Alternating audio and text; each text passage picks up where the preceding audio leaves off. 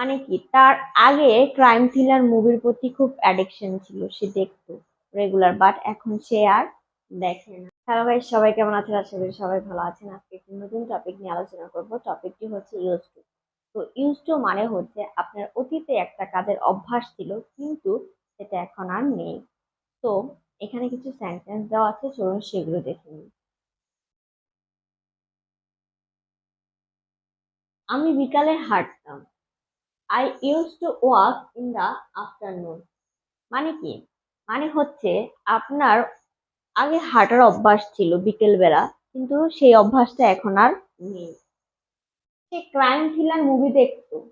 He use to watch crime thriller movies. মানে কি তার আগে ক্রাইম থ্রিলার মুভির প্রতি খুব অ্যাডিকশন ছিল, সে দেখতো রেগুলার, বাট এখন সে আর দেখে না। কণিকা আগে লাইব্রেরিতে পড়তে যেত। Kanika use to go to the library to study. মানে কি ও আগে অনেক পড়তে যেত কিন্তু এখন আর পড়তে যায় না। তো আশা করি এই সেন্টেন্স গুলো আপনার ভালো লেগেছে। যদি আপনারা এই সেন্টেন্স গুলো কেউ বুঝতে না পারেন, অবশ্যই আমাকে কমেন্ট করে জানাবেন, আমি আপনাদের বুঝিয়ে দেবো। তো আজকে এই পর্যন্ত, দেখাবো অন্য কোনো ভিডিওতে। ততক্ষণ পর্যন্ত সবাই ভালো থাকবেন।